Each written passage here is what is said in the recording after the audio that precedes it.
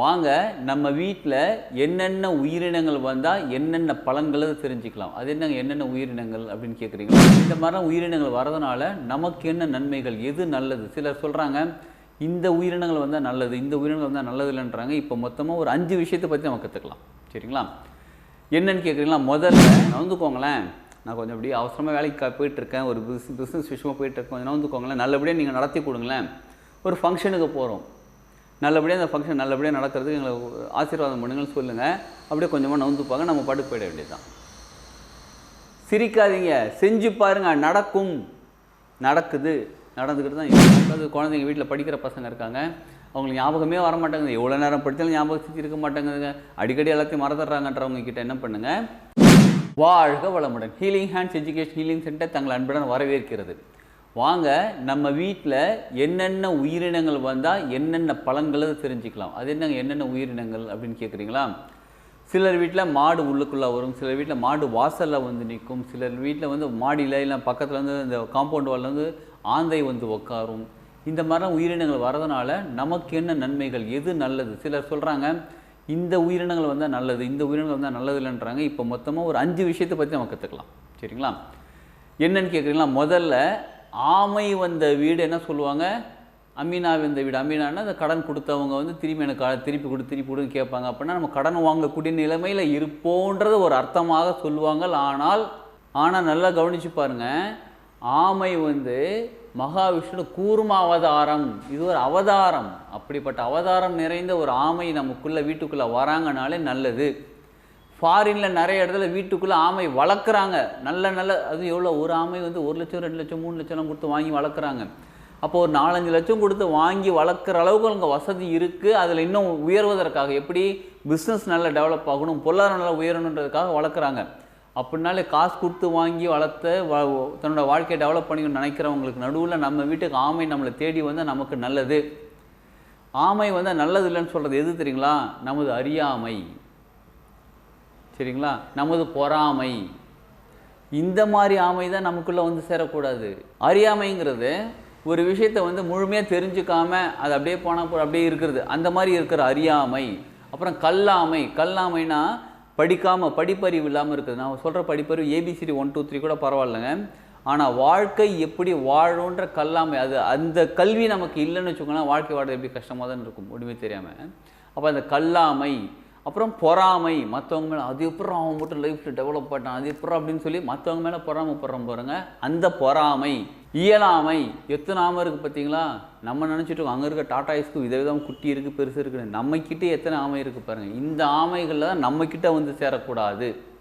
சரிங்களா? மற்றபடி உயிரோடு இருக்கக்கூடிய அந்த ஆமை வீட்டுக்குள்ளே வர்றது அவ்வளோ நல்லது. அடுத்தது பசுமாடு. பாருங்கள், பசுமாடு நம்ம வீட்டு வாசலில் வந்து நின்னா, நான் இருக்கிறது ஃப்ளாட் சிஸ்டம் ஆச்சு, நாங்கள் இருக்கிறது 14வது மாடி ஆச்சு, எங்கள் வீட்டு வாசலில் வந்து நிற்கும் அப்படின்னு நீங்கள் நினைக்கிறீங்களா? நீங்கள் மாடியிலேருந்து கீழே இறங்கி வரீங்க. கீழே இறங்கி வரும்போது நீங்கள் உங்களுக்கு கேட் திறக்குறீங்க. கேட் திறந்தால் பசுமாடு நிற்குது. நீங்கள் ஏன் பசுமாட்டை பார்க்கணும்? அப்போ பசுமாடு உங்களை பார்க்குறது ஏன் வந்து நிற்கணும்? அந்த ஃப்ளாட் சிஸ்டத்தில் 50 குடும்பம் இருக்குது, 100 குடும்பம் இருக்குது, அவ்வளோ பேரும் வெளில வராங்க. அப்போ பசுமாடு இல்லை, உங்களை பார்க்குறதுக்கு வந்து நிற்கிறாங்க அப்படின்னாலே அப்போ உங்களுக்கு வீட்டில் ஒரு சுபிக்ஷமான விஷயம் நடக்க இருக்குதுன்னு அர்த்தம். இதே நான் இண்டிவிஜுவல் ஹவுஸ் தாங்க வச்சுருக்கிறேன், முன்னாடி வீட்டு வாசலில் வந்து நிற்கிறாங்க. என்ன பண்ணணும், என்ன பண்ணுறீங்க தெரியுங்களா? உணவு கொடுங்க. அந்த பசுமாட்டுக்கு என்ன தேவையோ உணவாக கொடுங்க. சிலர் கேட்பாங்க, எங்கள் வீட்டில் எருமாடு தானே வந்து நிற்குது. நம்ம வீட்டில் பசங்களை திட்டுறது எருமாடு தானே திட்டுவோம், எருமை மாடு. யாராவது பசுமாடுன்னு திட்டுவோமா? பார்த்தீங்களா? திட்ட மாட்டோமே. ஏன்னா எருமை மாடு ஒரு நல்ல வாகனம் அல்ல, யமதர்மோட வாகனம், நல்ல உயிரினம் இல்லைன்னு நம்ம நினச்சிட்ருக்கோம். இப்போ யமதர்மன் நமக்கு பாதுகாப்பாக வந்து நிற்கிறார். நம்மளை வந்து உயிர் எடுத்துகிட்டு போகிறதுக்கு வந்து நிற்கலை, நமக்கு பாதுகாப்பாக வந்து நிற்கிறார். அவரோட வாகனத்தை அனுப்பி நீ நல்லா இருப்பா, பாதுகாப்பாக இருப்பான்னு அனுப்புகிறார். அப்போ எருமை மாடு வந்து நின்னாலும் நமக்கு நல்லது தான், பசுமாடு வந்து நின்னாலும் நமக்கு நல்லது தான். அப்போ நம்மக்கிட்ட உணவு இருந்தால் வாழைப்பழம் இல்லை வைக்கோல் எதோ இருந்தாலும், வைக்கோலாம் மோஸ்ட்லி வச்சுக்கிறதுல வாழைப்பழம் ஏதாவது உணவு இருந்தால் அவங்களுக்கு கொடுங்க. பக்கத்தில் கடந்தால் ஒரு 2-3 வாழைப்பழம் வாங்கி கூட கொடுங்க. கொடுத்தீங்கன்னா ரொம்ப நல்லது. இது வந்தால் மகாலட்சுமி, கிட்டத்தட்ட 33 கோடி தேவர்களும் இருக்கக்கூடிய இடம் வந்து பசுமாடுன்னு சொல்கிறோம் பாருங்கள். இதில் ஜெர்சி பசுவாக இருந்தாலும் சரி, எதுவாக இருந்தாலும் சரி, மாடு தாங்க. அந்த மாடு வந்து நிற்கும் போது நீங்கள் இதெல்லாம் கொடுக்கும்போது யாருக்கு? உங்கள் வாழ்க்கை முன்னேற ஆரம்பிக்கும்.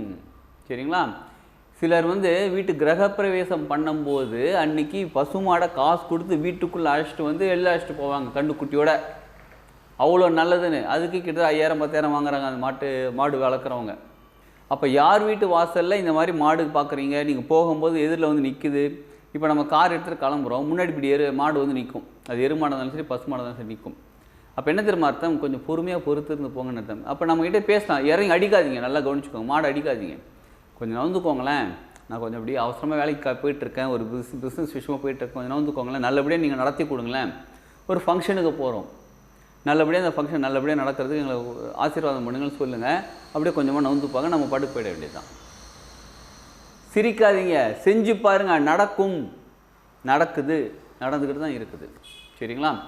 அடுத்தது சிலர் வந்து நாயை கல்லால் அடிப்பாங்க.